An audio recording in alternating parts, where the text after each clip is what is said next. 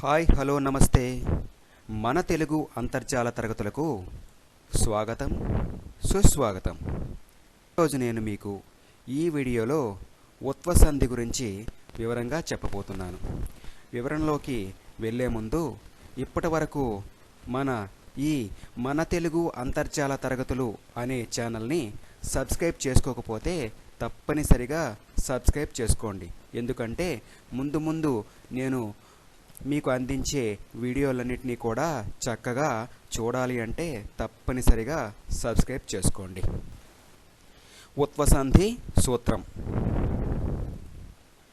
ఉత్తున ఖర్చు పరంబగునప్పుడు సంధియగు.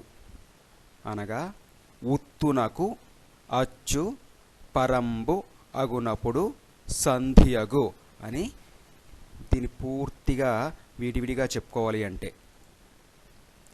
ఉత్తు అనగా ఉకారమని అర్థము. ఉత్తు అనగా ఉకారము అని అర్థము. అచ్చు అనగా ఆ నుండి ఔ వరకు గల 16 అక్షరాలలో ఏదో ఒక అక్షరము అని అర్థము. అచ్చు అనగా ఆ నుండి ఔ వరకు గల 16 అక్షరాల్లో ఏదో ఒక అక్షరము అని అర్థము. పరమగునప్పుడు అనగా రెండవ పదం మొదట ఉన్నట్లయితే. పరమగునప్పుడు అనగా అంటే అర్థం ఏంటి? రెండవ పదం మొదట ఉన్నట్లయితే. సంధియగు అనగా సంధి జరుగుతుంది అని అర్థం.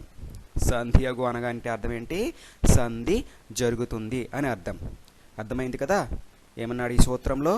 ముందు సూత్రం ఉత్తునకు అచ్చు పరంబగునప్పుడు సంధియగు అంటే వివరణలోకి వెళ్ళినట్లయితే, మొదటి పదం చివర హ్రస్వమైన ఉకారం ఉండి రెండో పదం మొదట అచ్చుపరమై వాటి మధ్య సంధి జరిగితే దానిని ఉత్వసంధి లేదా ఉకార సంధి అంటారు.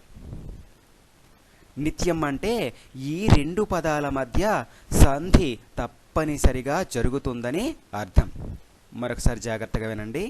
మొదటి పదము చివర హ్రస్వమైన ఉకారం ఉండి రెండవ పదం మొదట అచ్చుపరమై అంటే రెండవ పదం మొదట అచ్చు ఉండి వాటి మధ్య సంధి జరిగితే దానిని ఉత్వసంధి లేదా ఉకార సంధి అని అంటారు.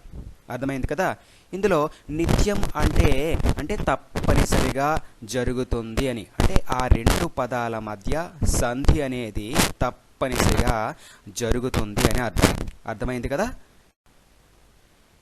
ఇప్పుడు మనము ఉకార సంధికి కొన్ని ఉదాహరణలు చెప్పుకుందాం. ఒకటవది రాముడు ప్లస్ అతడు, రాముడతడు. రెండవది అతడు ప్లస్ ఎక్కడ, అతడెక్కడ. మూడవది మనము ప్లస్ ఉన్నాము, మనమున్నాము. నాలుగవది మనసు ప్లస్ అయినా, మనసైనా.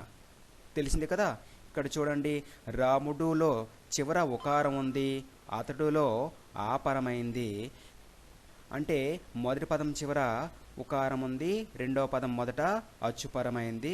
దానివల్ల ఏం జరిగింది? సంధి జరిగి రాముడు అతడు అనే రూపం ఏర్పడింది. సరేనా? ఇప్పుడు మనము ఒక ఉదాహరణ గురించి ఎలా సంధి జరిగిందో చెప్పుకుందాము. ఓకేనా? ఏం చేద్దాం?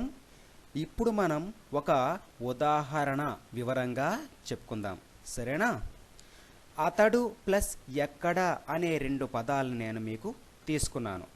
ఈ అతడు ప్లస్ ఎక్కడ అనే దాంట్లో పూర్వ పరస్వరాల్ని మీకు విడదీసి చూపించడం అనేది జరుగుతుంది. చూడండి, అతడుని విడదీస్తే అతడ్ ప్లస్ ఊ అయింది, అంటే ఊ అనేది ఇక్కడ పూర్వస్వరం అవుతుంది. ఎక్కడ అనే పదాన్ని విడదీస్తే ఏ ప్లస్ కడ అనేది అయింది, అంటే ఏ అనేది పరస్వరం అవుతుంది.